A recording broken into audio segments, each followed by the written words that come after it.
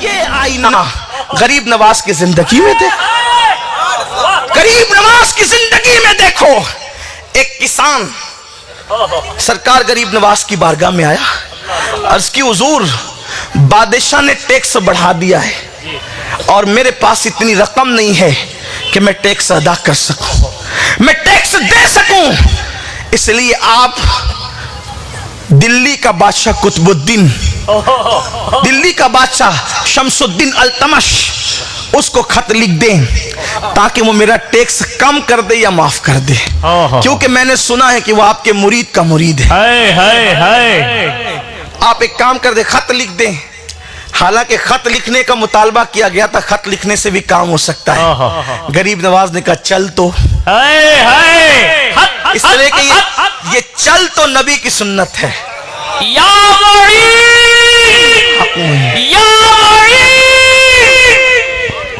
غریب نواز نے کہا چل تو. ہم تو سوچتے ہیں کہ چلو جتنی دیر تک چل تو کہیں گے اتنی دیر میں بہت کچھ رکعتیں نفل ادا ہو جائے گی، کچھ دیر تک کے واعظ و نصیحت ہو جائے گی. لیکن قربان جائیں فرمایا کیونکہ ان کی نگاہوں میں حضور کی سیرت پاک کی بہت اہمیت تھی. وہ جانتے تھے حضور علیہ السلام کی سیرت کی شان کیا ہے، اس کو لے کے نکلے. قربان جائیں غریب نواز نے اکیلے اس کسان کے ساتھ اجمیر شریف سے دلی تک کا سفر طے کیا. آپ دیکھیے، ایک بار درود شریف پڑھیں. آپ لوگ تھوڑا سا آگے آ جائیں، تھوڑے تھوڑے آگے آ جائیں، تھوڑے تھوڑے آگے آ جائیں. پیچھے نہ دیکھیں، آگے دیکھیں. آپ آگے آ جائیں، تھوڑے تھوڑے آگے آ جائیں. تھوڑے تھوڑے آگے آتے جائیں. ماشاءاللہ ایک مرتبہ درود شریف پڑھ لیں.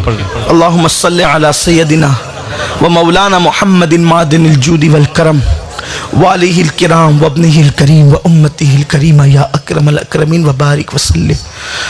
ایک بار ذرا بلند آواز سے عاشقوں کی طرح درود پڑھنے گونج جائے تھوڑا سا. اللہم صلی علی سیدنا و مولانا محمد وعلا آل سیدنا مولانا محمد کما تحب و ترضا بان تصلی علیہ صلاۃ و سلام علیک یا رسول اللہ رب صلی وسلم دائما ابدا علی حبیبک خیر الخلق کلہم صلاۃ و سلام علیک یا جد الحسن والحسین. آج کی اس ترقی یافتہ دور میں جبکہ ایکسپریس ہائی وے بن چکے ہیں، اجمیر شریف سے دلی کا راستہ 3.5 سے 4 گھنٹے میں طے ہو جاتا ہے اچھی کاروں سے. بولو کوئی جا سکتا ہے؟ اتنا مصروف آدمی، اتنا بڑا آدمی، لیکن ان کو اپنی بڑائی کا اقرار نہ تھا، انہیں دین کی بڑائی کا خیال تھا. اور جو اپنے آپ کو بڑا سمجھتا ہے وہ کبھی بڑا ہوتا بھی نہیں ہے. بات یہی ہے، بڑا سمجھنے والا کبھی بڑا نہیں ہوتا ہے. بڑا وہی ہوتا ہے جو اپنے آپ کو چھوٹا سمجھتا ہے. یہاں تو ہلدی کا کھڑا ملا اور پنساری کی دکان کھول دی گئی، یہ کیفیت ہے. اندر سے بالکل خالی ہے اور آنکھوں کے اندر ایسا خمار ہے کہ جیسے یہ قطب الاقطاب سے کم ہی نہیں ہے. یہ حالات ہیں. زندگیوں کے اندر نہ ہمدردی ہے دلوں میں، نہ محبت ہے دلوں میں، نہ عبادتوں کا ذوق و شوق ہے، نہ دین پر عمل کرنے کا جذبہ ہے. انسان اس قدر خود غرض ہو گیا کہ وہ اللہ کے ساتھ بھی مخلص نہ رہا، اللہ کے ساتھ بھی اس کے معاملات میں اخلاص نہ رہے الا ماشاءاللہ. بلکہ لوگ عبادت بھی کرتے ہیں تو نوکروں کی طرح کرتے ہیں، بندوں کی طرح نہیں کرتے. عبادت کر کے کہتے ہیں مولانا بڑی مصیبت آتی ہے عبادت کے بعد، بہت مشکل میں کہا عبادت اور مشکل کا کیا تعلق ہے؟ عبادت تو کہتے ہی اس کو ہے کہ جس کا صلہ نہ مانگا جائے. فرق یہی ہے. عبادت اور تجارت میں فرق یہ ہے کہ تجارت کا صلہ مانگا جاتا ہے فوراً اور عبادت کا صلہ نہیں مانگا جاتا. نماز پڑھتے ہیں مولانا وہ کوئی ایسی صورت بتا دے جس سے رزق میں برکت ہو. کہا ٹھیک ہے بھی ایسے اعمال ہیں بتائے گئے ہیں کہ سورہ واقعہ پڑھ لو برکت ہوگی، سورہ مزمل پڑھ لو سحر نہیں ہوگا، سورہ ناس اور سورہ فلق پڑھ لو کیا ہوا سحر دور ہو جائے گا. ہے نا؟ لیکن سب اپنے لیے پڑھو گے، کچھ عبادت اللہ کے لیے بھی کی ہے. سحر دور کرنے کے لیے صورتیں پڑھ لی، برکت کے لیے صورتیں پڑھ لی، کبھی اس لیے بھی پڑھی کہ خدا راضی ہو جائے. خدا کے ساتھ تجارت کرنے چلے ہو، اللہ کے ساتھ تجارت کرنے چلے ہو. عبادت کہتے ہیں اس کو جس کا صلہ نہ مانگا جائے.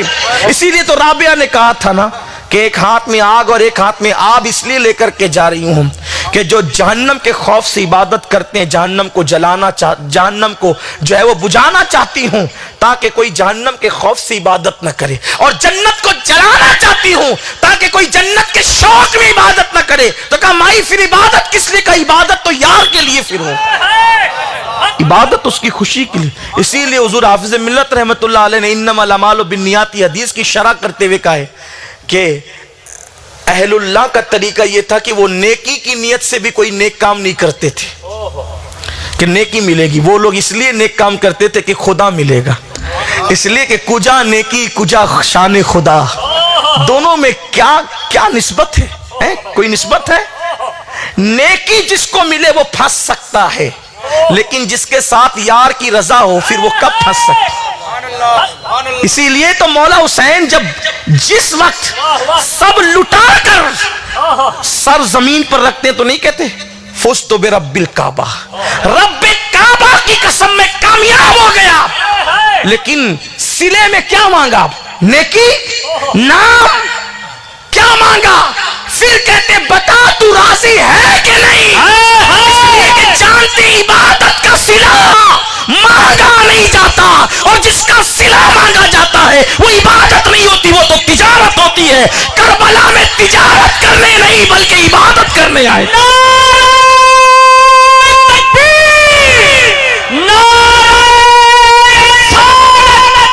شہنشاہ تاجدار کربلا۔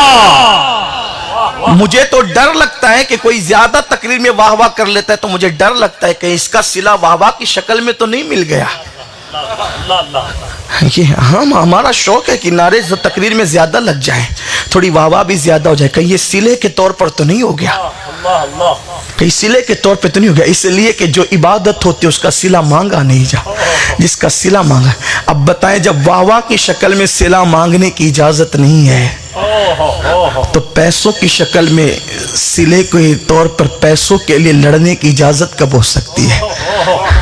امام اہل سنت نے تو یہاں تک کہا کوئی نعت خواں اگر یہ سوچے کہ میں نعت خوانی کے لیے آؤں مجھے ڈبل شیرنی ملنا چاہیے تو کہا وہ اس کے لیے وہ شیرنی بھی ناجائز ہو گئی ہے، اس لیے کہ اس نے شیرنی کو بطور تبرک نہیں بطور اجرت لیا ہے۔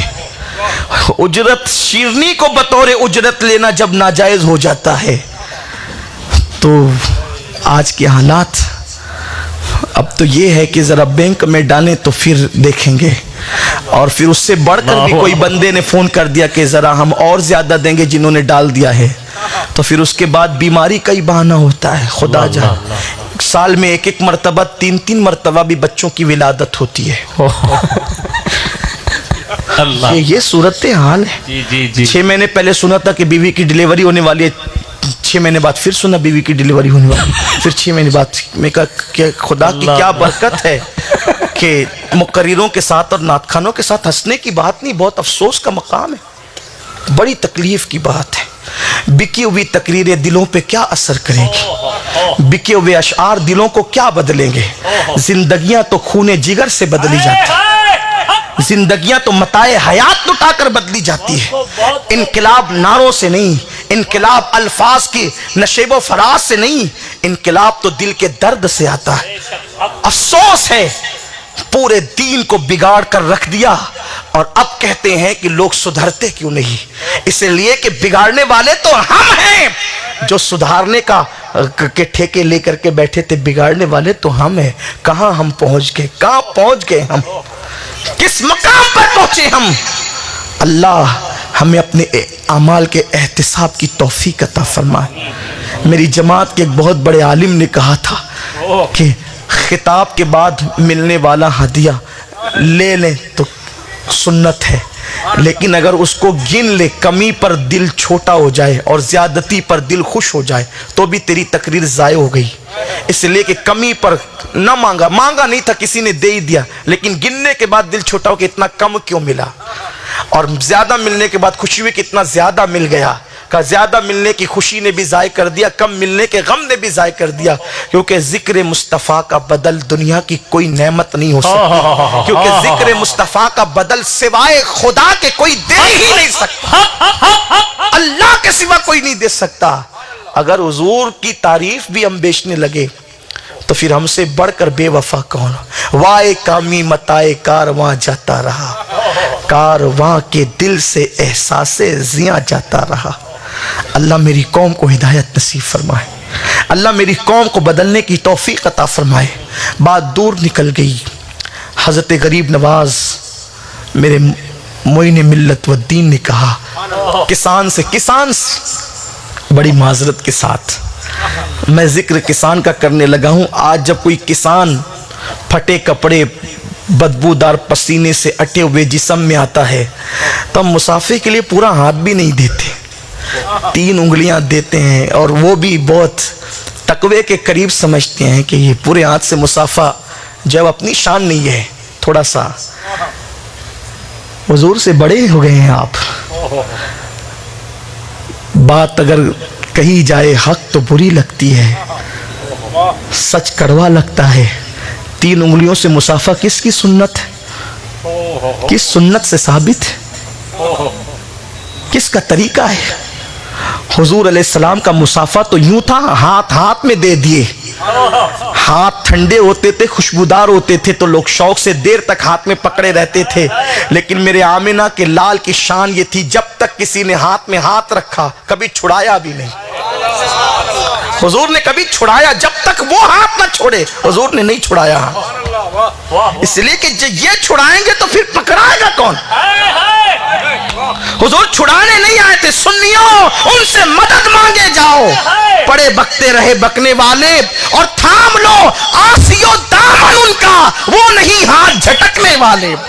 और इसीलिए इस उम्मत को जब सब ठुकरा देते हैं तो उम्मती कहता है किसी ने भी ठुकरा दिया मुझे परवाह नहीं, क्योंकि मेरा नबी मुझे निभाने वाला है।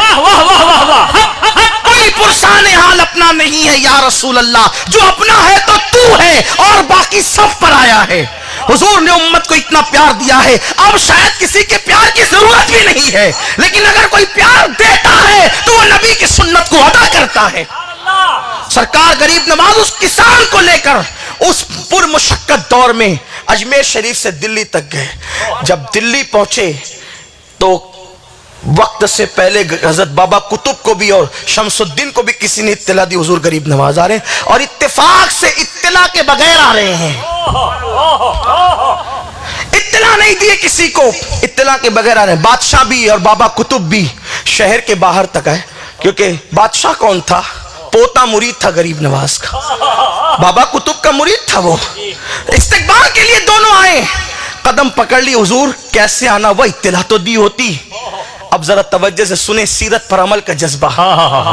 फरमाया जब अपना काम होता है फिर उस वक्त तो शान से नहीं आया जाता, काम लेकर के आए, अर्जी लेकर के आए हैं, इसीलिए इत्तला के बगैर आए हैं। खानका में रुकाए गए, कहा हुजूर काम क्या था। फरमाया ये किसान जो है ना, ये किसान, इसको टैक्स भरने की ताकत नहीं है, या तो कम कर दो या तो माफ कर दो। बाबा कुतुब ने कहा हुजूर कहलवा दिया होता तो ये काम मैं भी कर सकता था, इतनी दूर तक आने की जरूरत क्या थी। मुस्कुरा के कहते बाबा कुतुब मुझे मालूम था कहलवाने से भी काम हो सकता था, लेकिन यहां तक आने में जो ये किसान का दिल खुश हुआ है, फिर वो नेमत मुझे कब नसीब होती। वहां किसान के दिल की खुशी के लिए इतना लंबा सफर किया जा रहा है। मेरे आका अलैहिस्सलाम के दीवानों, क्यों? इसलिए कि उनकी निगाहों में सीरत थी, हमारी निगाहों में सीरत नहीं है, इसलिए आज हम इस तरह के काम कर रहे हैं।